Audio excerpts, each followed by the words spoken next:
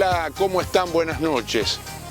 Vamos a ver juntos un documental, muchos de ellos testimoniales, de un pasado glorioso de nuestro sistema ferroviario. Se van a cumplir el 30 de agosto próximo 150 años del primer ferrocarril en Argentina, que salió de la estación del Parque, ahí donde está hoy ubicado el Teatro Colón, hasta Plaza de Flores. De tal manera que podremos revivir la etapa de oro de un sistema que le sirvió a los argentinos muchísimo, integró el territorio, complementó sus economías, expandió las poblaciones, creó pueblos. En algunos casos los pueblos tomaban el nombre de la estación, que llegaba primero que los habitantes.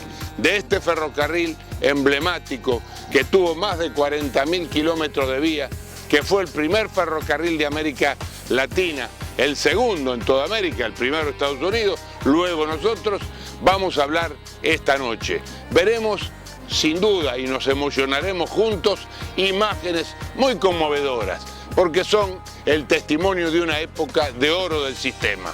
No hay nada que lo iguale al sistema ferroviario, tanto en la capacidad de transporte de carga como de transporte de pasajeros.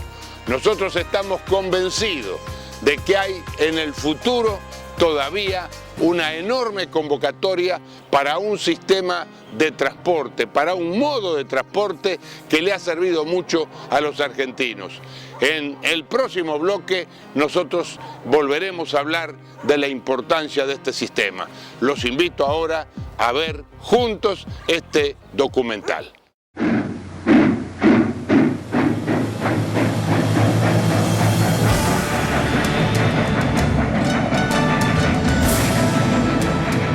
A mediados del siglo XIX, la Argentina estaba claramente dividida en dos, Buenos Aires y el interior. En la capital se centraba todo el comercio, mientras que el interior era un extenso desierto salpicado de pequeños núcleos de población que se comunicaban entre sí tras largas travesías en carretas.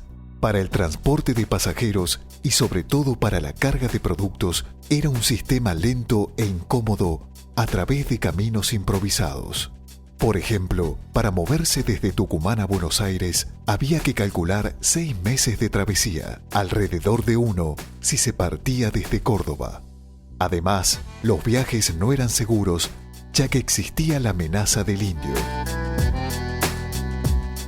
En ese entonces, Buenos Aires contaba con 2 mercados de concentración de frutos, el Mercado 11 de Septiembre y el Mercado de Constitución, al que llegaban unas 6.500 carretas por año con productos del interior, y de allí se exportaban por vía fluvial a través del riachuelo.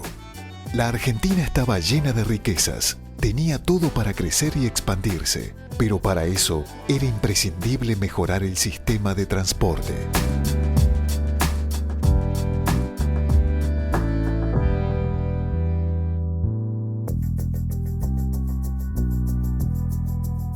Como el negocio de la exportación daba ganancias seguras, los capitales criollos eran invertidos preferentemente en la compra de tierras y cabezas de ganado.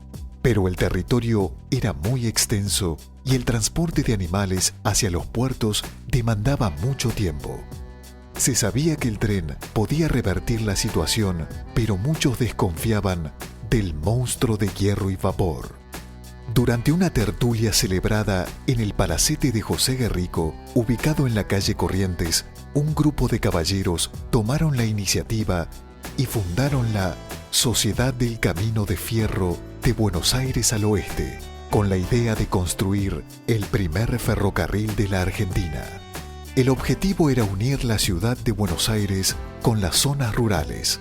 Los visionarios encargados de diseñar esta primera empresa ferroviaria fueron los señores Jaime Lavallol, Mariano Miró, Manuel José Guerrico, Bernardo Larraude, Norberto de la Riestra, Adolfo von Praet, Daniel Goulan, Vicente Basavilbaso y Esteban Rams y Ruberf.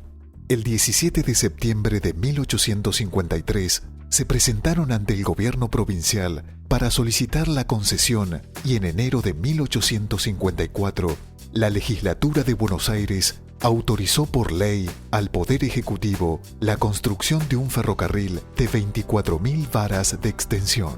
Los materiales vendrían de Inglaterra, al igual que la mano de obra compuesta por un ingeniero, varios capataces y 160 obreros expertos.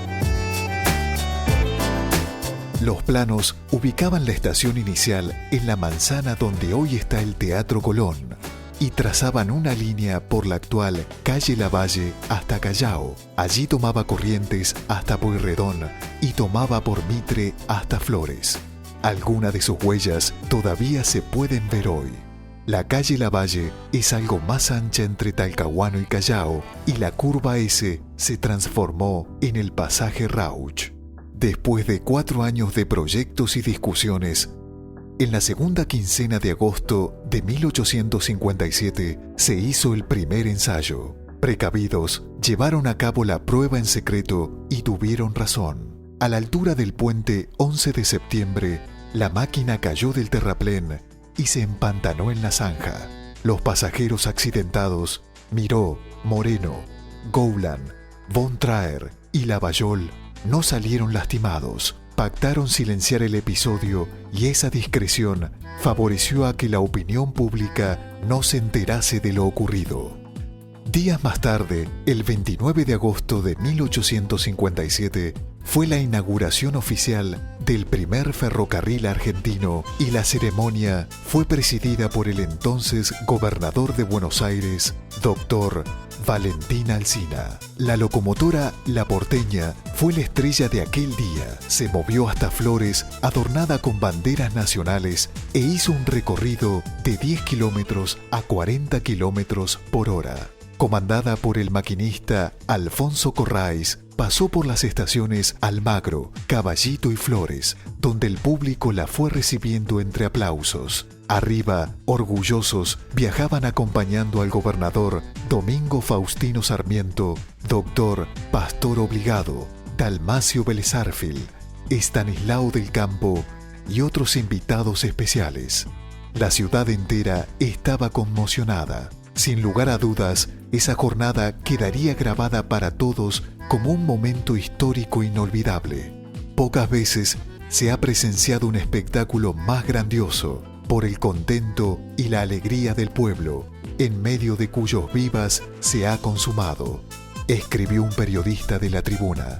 El primer gran paso había sido dado. Por supuesto, el exitoso proyecto no quedó ahí.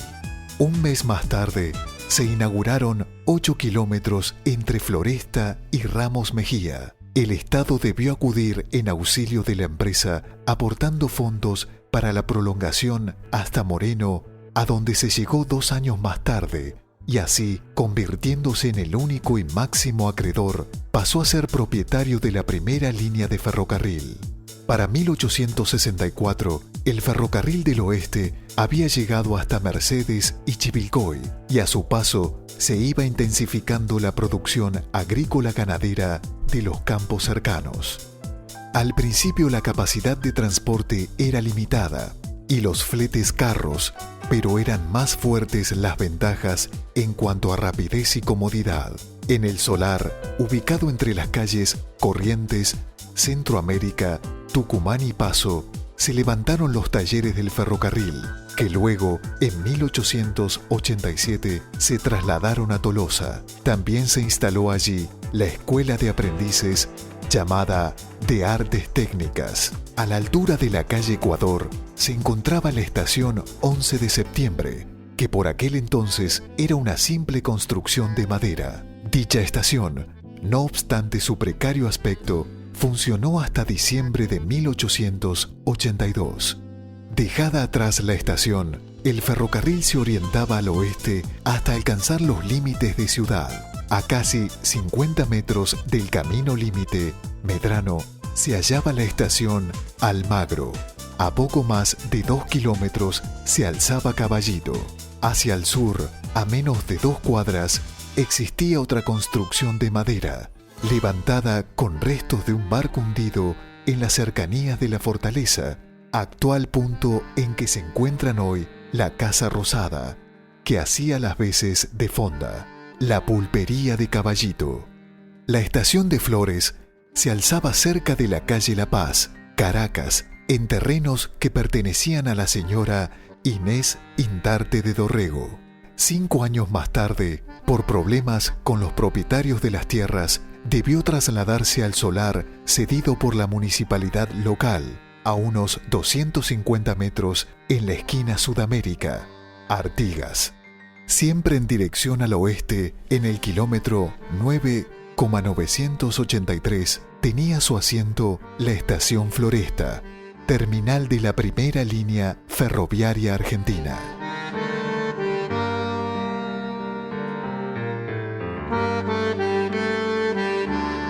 El 1 de enero de 1863, el ferrocarril de Buenos Aires al oeste fue adquirido por el gobierno de la provincia de Buenos Aires, contando para esa época con 39 kilómetros de vía y alcanzando su recorrido hasta Moreno. A partir de entonces pasó a llamarse Ferrocarril de la provincia de Buenos Aires. El 31 de diciembre de 1882 cruzaba la ciudad desde Estación del Parque la última locomotora del Ferrocarril del Oeste. El 1 de enero de 1883 se inauguraba la nueva estación cabecera erigida sobre la calle Piedad, a la altura de Bermejo, Jean Jaurès. Sus andenes y construcciones complementarias se extendían hasta pasada la calle Anchorena. Esa fue la segunda estación, 11 de septiembre. Sus tarifas eran las más bajas. Se va extendiendo, llegando en 1889 a los 1075 kilómetros. Ese mismo año se licitó su venta y ya como empresa privada llega a Trenquelauquen, luego a Santa Rosa y a la estación de Toay.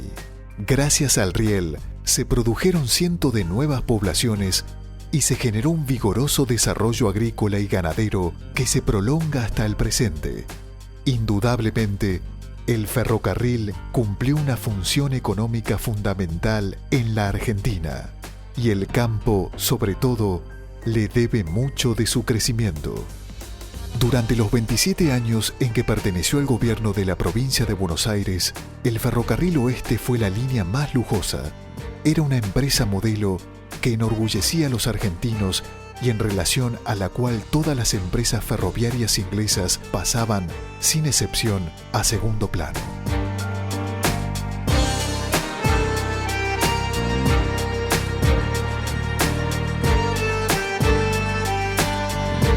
El Ferrocarril del Sud se propuso, partiendo desde el Mercado de Constitución, arribar a Chascomús. Las obras se iniciaron en marzo de 1864. El presidente Mitre y el gobernador Saavedra empuñaron simbólicamente la pala y la carretilla. En agosto del año siguiente se inauguró la sección hasta Jepener y el 14 de diciembre los rieles llegaron por fin a Chascomús.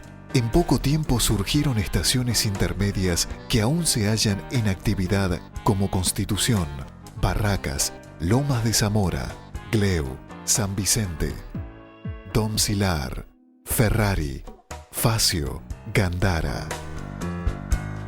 Luego llegaría a Dolores, ya que era el encargado de transportar la principal producción de la provincia de Buenos Aires. Esta línea contemplaba un gran despliegue de material rodante que acentuaba la importancia del transporte de carga. 75 vagones cubiertos, 20 vagones altos, 82 vagones bajos, todo de carga y 8 locomotoras. El Ferrocarril Sud había arrancado en tercer lugar, pero 7 años después, en 1870, quedó en primero. En 1876 llega a Azul y realizada la conquista del desierto, irá prolongando sus rieles hasta Bahía Blanca, puerto que será a partir de ese momento de creciente importancia. Puerto Ingeniero White, era otro centro de intermediario de comunicación para el comercio de exportación. 4 años más tarde comenzaron a funcionar las vías entre Dolores y Ayacucho. En 1881, Dardo Rocha asumió la gobernación de la provincia de Buenos Aires y fue quien inició la construcción de un puerto de ultramar en Ensenada, procurando unir Buenos Aires con La Plata por vía férrea. El 18 de abril de 1872 se inauguraba la línea hasta Quilmes, para llegar el 31 de diciembre hasta Ensenada. En 1886 quedaba habilitada la línea La Plata a Edo. También era fundamental llegar a Mar del Plata, lo que permitió activar diversos establecimientos ganaderos y saladeros. Allí llega en 1886.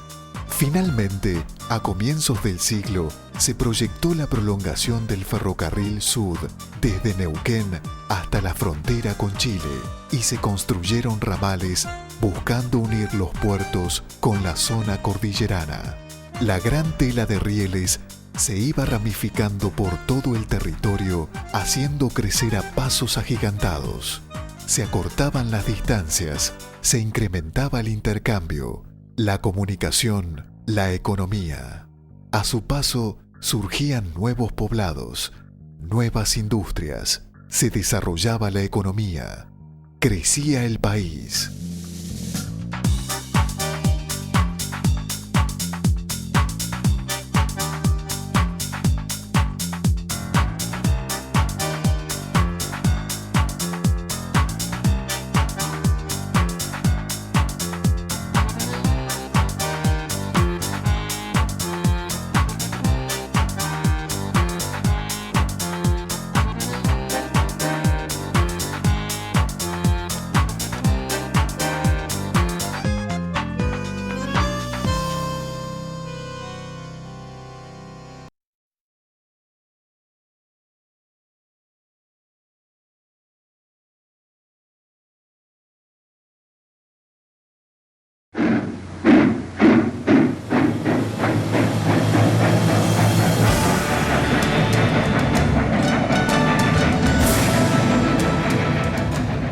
La Estación Central fue una obra impulsada por don Eduardo Augusto Hopkins, quien quería promover el comercio y las industrias de los pueblos del norte de Buenos Aires por medio de un ferrocarril que atravesara el territorio hasta San Fernando. Pero por distintas circunstancias, la concesión caducó y fue transferida a una sociedad anónima formada en Londres como Buenos Aires and San Fernando Railway Company Limited. Esta compañía construyó en 1866 una línea de tranvías tirados por caballos que desde Retiro, por el Paseo de Julio, llegaba hasta la llamada Estación Central de Tramway, una simple garita con techo de chapa a 2 aguas ubicada frente a la Casa de Gobierno. Pronto se advirtió que lo más conveniente sería que todas las líneas férreas partieran de un mismo punto para concentrar todo el movimiento comercial. Las distintas compañías lograron ponerse de acuerdo y explotar en común la estación principal del Ferrocarril del Norte bajo la denominación de Estación Central. Y se levantó la nueva estación en la intersección con Bartolomé Mitre sobre el Paseo de Julio. Allí convergían el Ferrocarril del Norte a Ensenada, a Campana y también su arranque en 11 de septiembre. Un ramal de carga exclusivamente llegaba hasta Las Catalinas.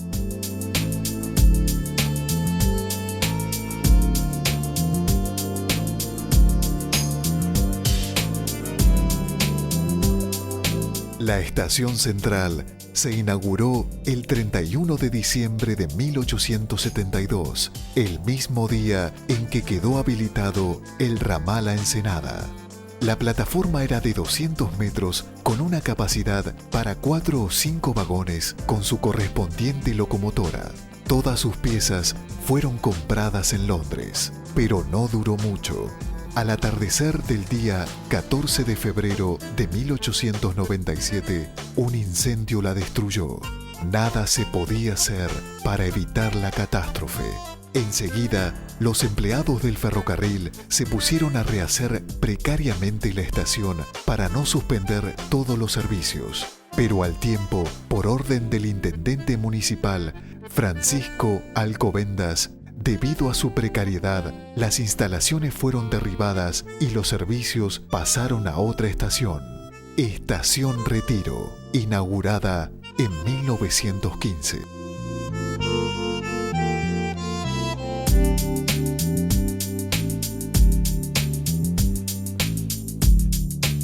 Aquí, en el barrio de Retiro de la ciudad de Buenos Aires, se encuentra una de las terminales ferroviarias más grandes del mundo, la Estación Retiro del viejo Ferrocarril Central Argentino. Esta estación, construida en los tiempos en que Buenos Aires, una ciudad de 200 kilómetros cuadrados, que se postulaba como la París de Sudamérica, la capital de América, se construyó este monumental edificio que fue inaugurado por el presidente Victorino de la Plaza en el año 1915.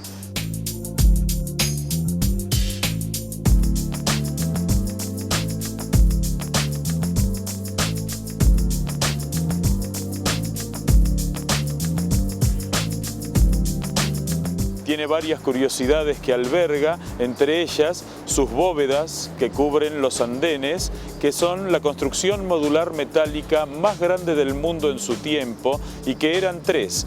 De las 3 solo se pudieron construir 2, ya que la tercera, que venía hacia Buenos Aires en un buque inglés, fue hundida en el marco de la Primera Guerra Mundial por un submarino alemán.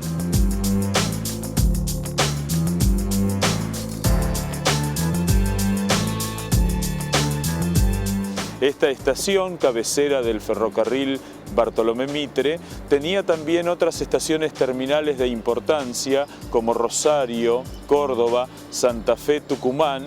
Tenemos también como detalles el hecho de poseer el hall ferroviario más grande de toda Sudamérica y aún hoy sigue albergando servicios ferroviarios que superan los 100. Esta monumental estación ferroviaria de estilo arquitectónico eduardiano tiene varias características que la hacen única. Es el hall ferroviario, el gran hall ferroviario más grande de Sudamérica. Podemos ver aquí la fachada más larga de toda Buenos Aires y uno de los edificios de mayor tamaño que hay en toda América. Es la estación más grande que sobrevive en el continente americano por su tamaño, su arquitectura y la cantidad de trenes que han circulado por ella. Un detalle peculiar de esta estación es que está construida sobre tierras ganadas al Río de la Plata, el más ancho del mundo. La ciudad llegaba hasta la barranca, allí llegaba el río, y en este lugar se levantaba una vieja y humilde estación ferroviaria que fue demolida junto al viejo Hotel de Inmigrantes, una construcción muy exótica que también había sido construida sobre las aguas del Plata.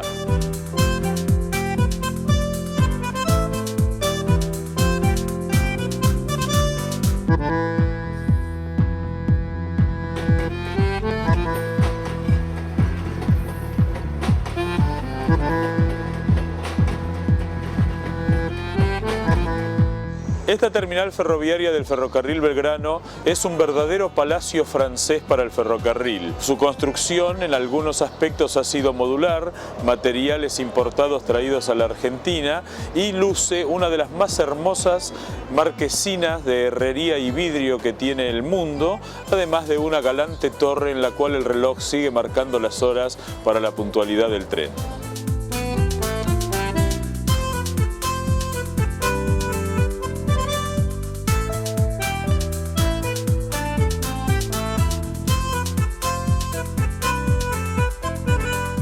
Esta majestuosa estación ferroviaria, la terminal Plaza Constitución del Ferrocarril General Roca, está construida en el lugar en el que se encontraba la vieja Plaza de Carretas de Constitución.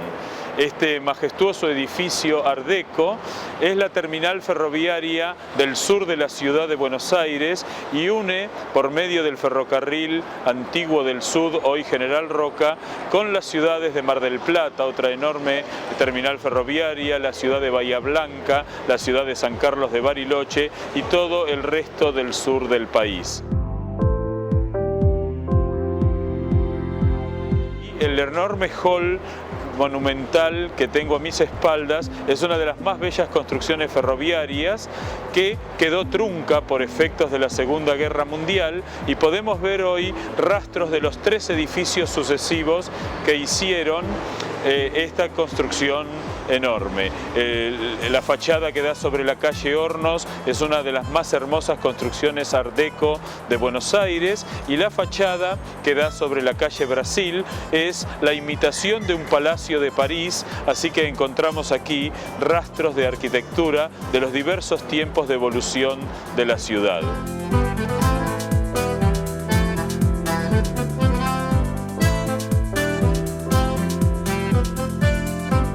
Esta estación ferroviaria, la que tiene mayor cantidad de andenes en la República Argentina, son 14 los andenes desde los que salen los trenes, es a su vez la más concurrida estación ferroviaria de Sudamérica, ya que cerca de 1 millón de personas transitan por ella cada día, alimentando los trenes que están destinados al sur del gran conurbano de Buenos Aires.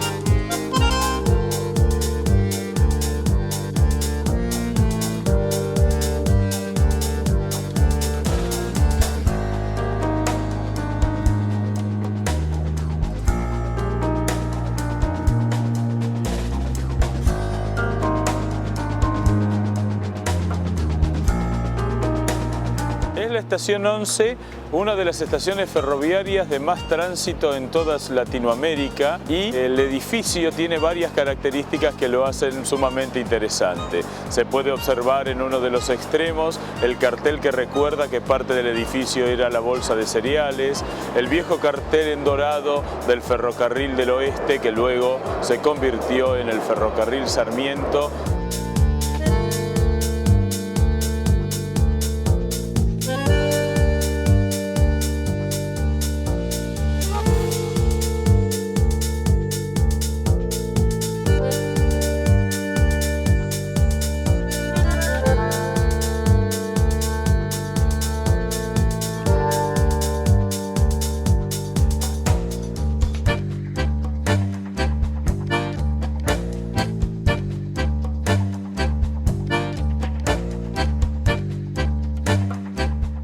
La estación 11 funciona ininterrumpidamente desde el 30 de agosto de 1857, es decir que en estos días va a cumplir 150 años de uso permanente al servicio de la gente.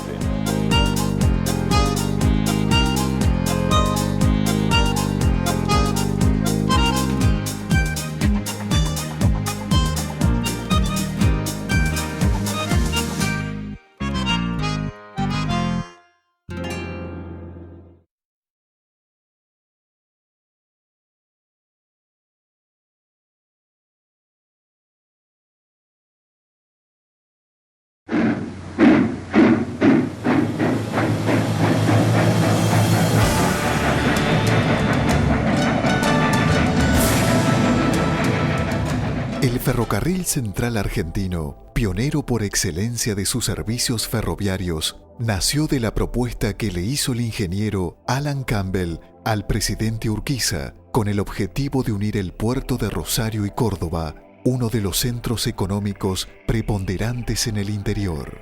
No había pasado un año de aquella proposición cuando los planos ya estaban terminados.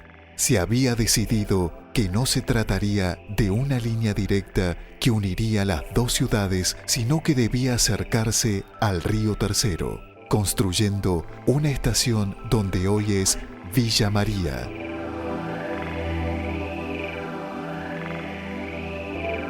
Los trabajos se iniciaron el 20 de abril de 1863 con la presencia del presidente Mitre. 3 años más tarde, se ofreció el primer servicio al público que unía Rosario con Cañada de Gómez. En 1866 inauguró la sección Rosario a Tortugas, convirtiéndose en la primera línea interprovincial construida en el país. Y en 1870 se llegó a Córdoba.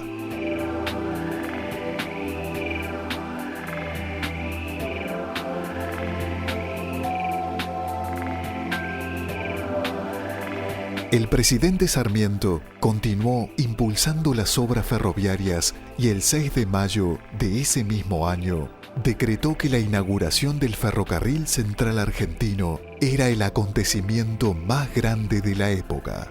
El ferrocarril llegaría a cubrir 396 kilómetros atravesando campos, al principio poco cultivados.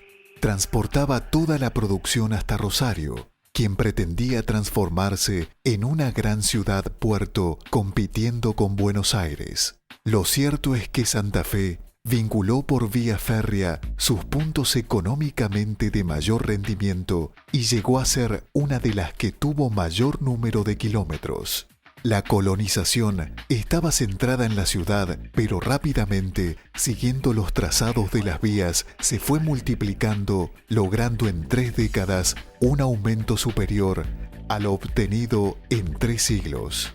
En 1880, la producción cerealera consigue su primera exportación y se inicia en el país la era agrícola.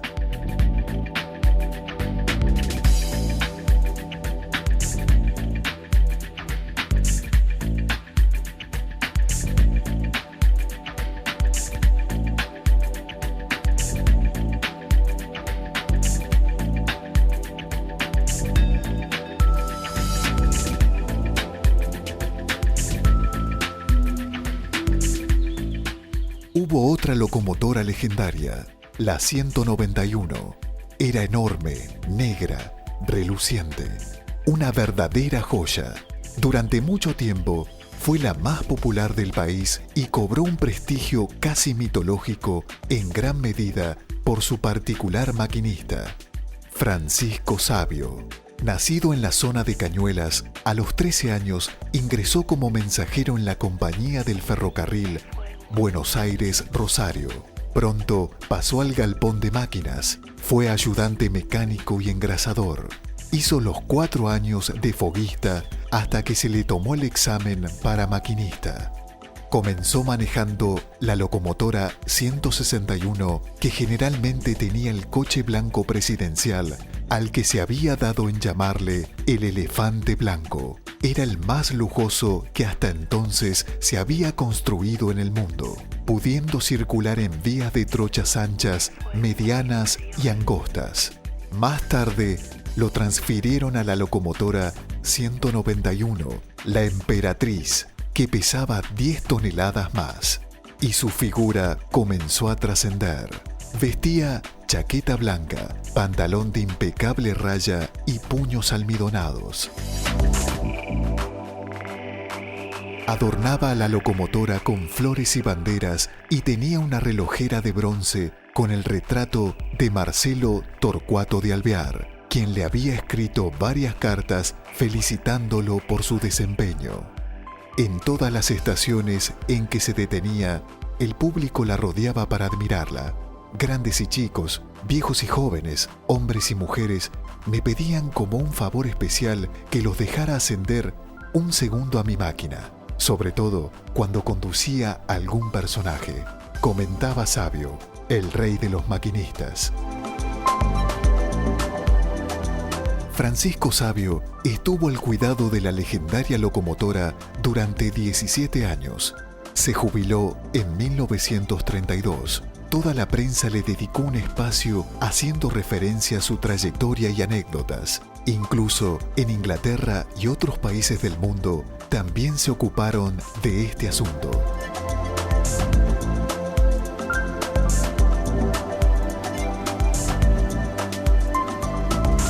Murió en 1963. 5 años más tarde, el 23 de agosto de 1968, fue designada con el nombre de Maquinista Sabio a la parada kilómetro 48 del ferrocarril Mitre, perpetuándose así su reconocimiento.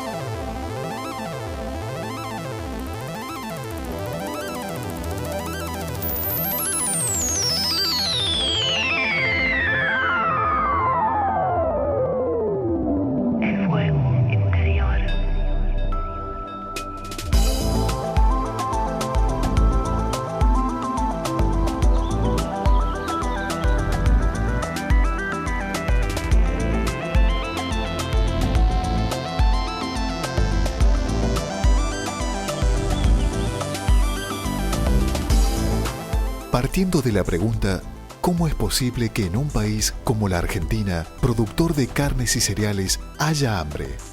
Scalabrini Ortiz empezó a estudiar la situación de los ferrocarriles, frigoríficos, puertos, reviendo en cada caso quién era el propietario de los mismos. Y llegó a la conclusión de que los argentinos nada poseían. Los ingleses se llevaban las riquezas a precios bajísimos y luego nos vendían sus productos encarecidos. Somos esclavos de los ingleses, concluyó.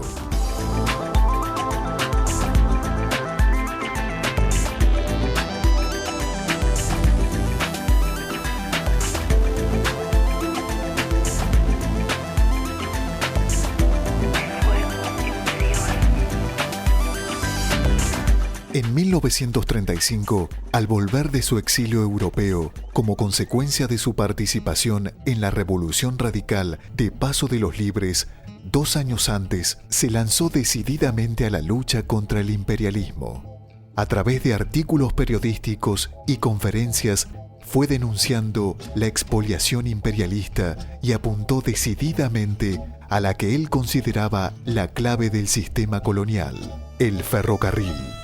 Consideraba esos rieles tendidos por el capital extranjero como una inmensa tela de araña metálica donde está aprisionada la República, ya que era a través del ferrocarril que nuestra economía se organizaba para entregar riqueza barata en el puerto de Buenos Aires a los barcos ingleses.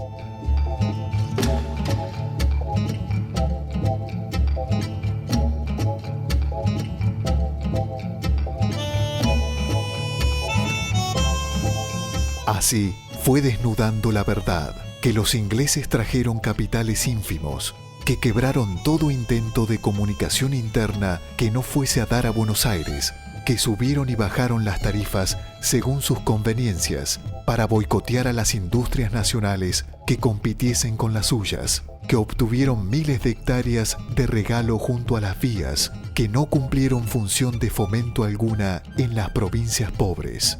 Somos una Argentina colonial. Queremos ser una Argentina libre.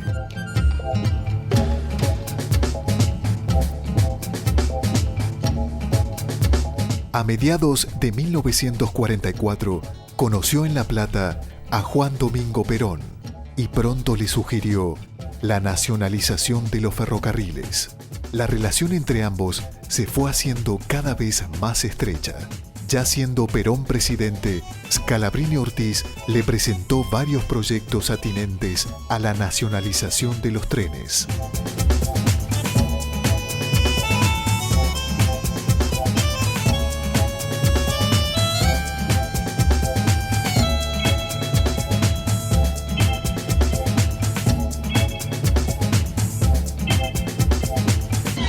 Muy pocos saben que la potencia de los ferrocarriles es quizás superior a la potencia del Estado. Pueden matar industrias como las mataron.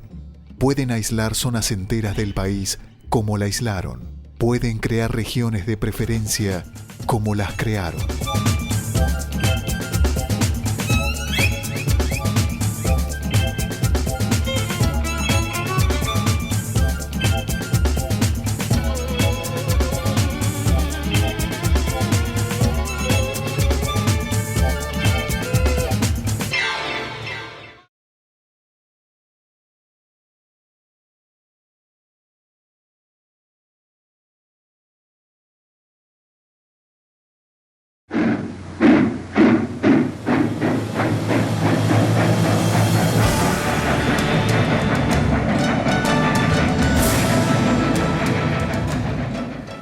la dieselización en la Argentina comienza en los años 40. En esos años se compran materiales ferroviarios en Europa, en Estados Unidos, para incorporar locomotoras para mejorar los servicios en todo el país. El ingeniero Pedro Sacagio, un formidable ingeniero argentino, comienza el desarrollo de la que va a ser la primera locomotora diésel argentina, la Justicialista, que era una locomotora que medía 40 metros de largo, que tenía 4 ejes por bogie, que llegó a desarrollar una velocidad estándar de 150 kilómetros por hora y que cumplía el servicio a Mar del Plata en 3 horas y 45 minutos. Con el expreso El Marplatense, un tren que aún hoy circula por las vías argentinas. Otro aspecto importante de la dieselización tuvo que ver con la incorporación de coches motores que en los años 30, con la marca Drury, la marca Ganz, la marca Fiat, comenzaron a cumplir los mejores servicios ferroviarios entre las grandes ciudades argentinas. Eran servicios que ya en los años 30 tenían aire acondicionado y, por ejemplo, tardaban 7 horas y media entre Plaza Constitución y Bahía Blanca u 11 horas entre Retiro y Mendoza. Hacia 1931 se decidió parar con las experiencias y comprar el producto armado. Pero al comenzar la década del 50, la política nacionalista revé esto y sale en la búsqueda del ingeniero Sacagio, quien ya estaba jubilado. Se convierte en director general de la FADEL, Fábrica Argentina de Locomotoras, empresa creada ad hoc y en la cual nuevamente pudo seguir desarrollando sus ideas. La solución de Sacagio fue aumentar la velocidad y la potencia de los trenes. Nació la CM1, denominada la Justicialista. Fue inaugurada en octubre de 1951 por el presidente Juan Domingo Perón. Comenzó haciendo servicios de propaganda y más tarde cubría diariamente el recorrido Constitución-Mar del Plata, con un intervalo de 2 horas y media en la ciudad balnearia. Para ese entonces ya se había fabricado la segunda locomotora, similar a la primera, solo con algunas diferencias de orden estético. Se trataba de la CM2, bautizada como la Argentina. Más allá del buen rendimiento en cuanto a los servicios de estas locomotoras, Sacagio descubrió con ellas algo muy importante. El desgaste que habían sufrido los rieles era mínimo. Esto significaba que se podía evitar el recambio de vías, detalle económico fundamental, y para eso había una solución simple: poner en marcha 610 locomotoras más. Y la FADEL comienza la construcción, planeando 140 locomotoras en una primera etapa. Los motores son encargados a la Fiat, la que provee 80 motores fabricados en Italia y los 200 restantes en la planta de grandes motores diésel a inaugurarse para tal efecto en Ferreira, provincia de Córdoba. Era un gran proyecto el que estaba en marcha, pero en 1955 sobrevino el derrocamiento del presidente Perón. Los trabajos fueron interrumpidos y la FADEL disuelta por las nuevas autoridades, quedando para su historia estas 2 locomotoras. Las carrocerías se llevaron de Liniers a Edo y luego a Mecha, donde finalmente fueron desguazadas. La entrega de los 280 motores ya se había concluido, pero las máquinas no se iban a construir. Por eso, más tarde, a partir de 1962, se utilizaron en la construcción por parte de Fiat de las manos no menos conocidas, Gaia. Como era de preverse, la locomotora CM1 fue rebautizada. De Justicialista pasó a llamarse Libertad y junto con la CM2 fueron confinadas al servicio veraniego del Marplatense. Más tarde le llegaría el trágico final. Son llevadas a remedios de escalada y se desguazan. Políticas aparte, lo cierto es que de haber continuado con este proyecto, hoy podríamos ser un país con tecnología locomotriz propia.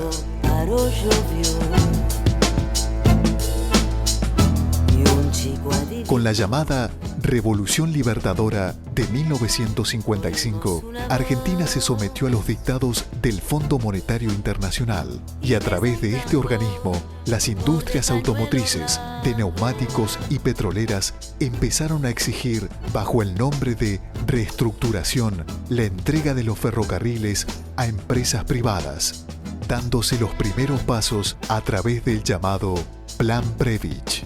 En estos años se destacan las luchas ferroviarias en la denominada resistencia peronista. En 1958 asumió el gobierno de Frondizi con Álvaro Alzogaray como ministro de Economía, quien organizó la venida al país del general Thomas Larkin con el objetivo de hacer un estudio de transportes, trabajo que le había encargado el Banco Mundial. Así, se diseñó el denominado Plan Larkin, que consistía en abandonar el 32% de las vías existentes, despedir 70.000 ferroviarios, reducir a chatarra todas las locomotoras a vapor, 70.000 vagones y 3.000 coches de pasajeros, para imponer el transporte automotor. En 1961 se produjo una huelga de 42 días oponiéndose al Plan Larkin. A este desguace, logrando frenar parte de este intento. En 1963 asumió Ilia y con el pretexto del déficit ferroviario propuso darle continuidad al Plan Larkin con un anunciado Plan Trienal o Nacional del Desarrollo. Como era de esperarse, también surgieron paros y huelgas, hasta que llegó el golpe de Onganía. El ferrocarril fue intervenido, militarizado y puesto a desguace. Levington siguió en la misma línea con el plan a mediano plazo y la dictadura militar de 1976 asestó el golpe definitivo contra nuestros trenes. Ferrocarriles Argentinos, como todas las empresas del Estado, fue obligada a endeudarse innecesariamente. Hubo cierre de ramales, de 350 estaciones de los talleres Strobel, Santa Fe y Cruz del Eje y 50.000 despidos. De 154.000 ferroviarios quedaron 95.000. Por ello, el 27 de abril de 1979, los gremios ferroviarios adhirieron al paro general convocado por la CGT. Con el gobierno de Alfonsín se intentó aplicar el Plan Terraño, mediante el nombre Reformulación de la Empresa Estatal. Se pretendía dividir en 4 partes la empresa, auspiciando el gerenciamiento privado y sin invertir un peso. Pero continuó la corrupción y el vaciamiento. El desenlace final llegó con Menem. La Ley de Reforma del Estado logró el marco jurídico necesario para la privatización de los ferrocarriles argentinos. En las huelgas de 1991 y 1992, el presidente Menem amenazó: ramal que para, ramal que cierra. En resumen, esta serie de planes y medidas que nacieron a partir del Plan Larkin, diseñado por el Fondo Monetario Internacional, dieron los siguientes resultados. La red operable de 35.746 kilómetros que recorría todo el territorio nacional se redujo a 8.339 kilómetros. Desaparecieron 800 estaciones. Como consecuencia de ello, en 1996, solo el 9% de las cargas eran transportadas por ferrocarril, contra el 23% en Brasil, el 37,5% en Estados Unidos y el 58% en Canadá, países en los que la red troncal es estatal. Esto significó un notable incremento del costo del transporte por rutas. Además, subieron las tarifas de carga por ferrocarril. No se renovó el parque de vagones y locomotoras, y por falta de mantenimiento de las vías interurbanas, la velocidad de las formaciones se redujo de 100 a 40 kilómetros por hora. Y todo esto hizo que desaparecieran 80 pueblos y otros 440 quedaran en peligro. En 1910, tras varios años de estudio, el director del Ferrocarril Central Argentino resuelve electrificar sus líneas suburbanas. Este nuevo servicio se pone en funcionamiento 6 años más tarde, entre las estaciones Retiro y Tigre C, poco menos de 30 kilómetros de vía doble. El acto estuvo encabezado por el presidente de la Nación, Dr. Victorino de la Plaza. La partida de este primer convoy fue a las 15:25 horas, siendo festejada por la multitud que colmaba las instalaciones, y llegó a Tigre C 26 minutos después. Al día siguiente, comenzó el servicio al público y fue la primera línea electrificada de Sudamérica. Inglaterra era quien proveía los coches con carrocería de madera que se utilizaban para este servicio eléctrico. Se le habían encargado 190 unidades. Comenzaron a llegar, pero durante la Primera Guerra Mundial se interrumpió la importación, y para seguir adelante con lo planeado, hubo que agregar a las formaciones eléctricas coches tirados por máquinas a vapor. Al finalizar la guerra, los ingleses reanudaron la entrega pactada y aquí comenzaron a sobrar coches para el servicio eléctrico. Entonces, los sobrantes pasaron a las líneas Tigre R y Villa Ballester, traccionados por las vaporeras, hasta que estas redes también fueron electrificadas a finales de 1931. La electrificación tenía muchas ventajas. Se reducía el consumo de productos derivados del petróleo, el tiempo para los usuarios y era menor la contaminación ambiental que producían. Por eso, en 1956 se constituyó una comisión especial para estudiar la viabilidad de electrificar el ferrocarril Roca.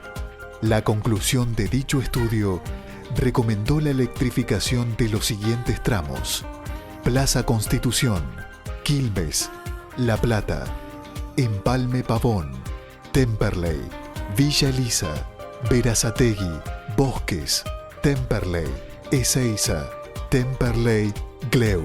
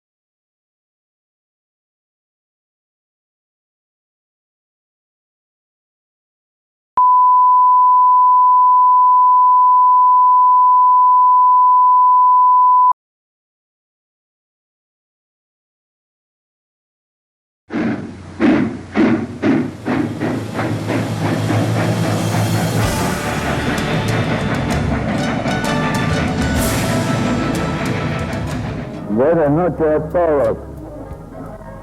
Yo les pido solamente que festejen esto, que nos ha costado mucho, y que estén esta noche muy alegres y muy felices. Hasta pronto.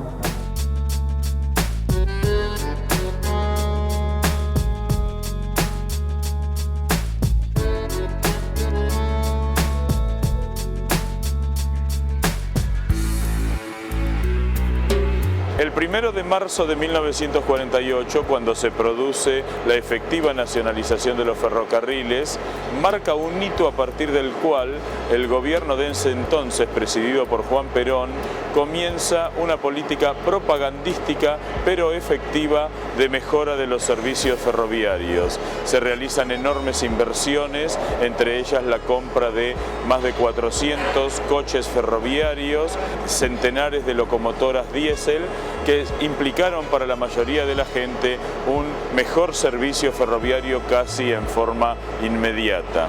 Todo este proceso se da en el marco del intento de la Argentina de cobrar la deuda que los países centrales habían incorporado a sus economías por efectos de la Segunda Guerra Mundial y que en el proceso posterior a la misma intentaban no gastar dinero en asuntos financieros, sino en mejorar su cuestión de infraestructura y de devastación que había quedado a partir de la guerra.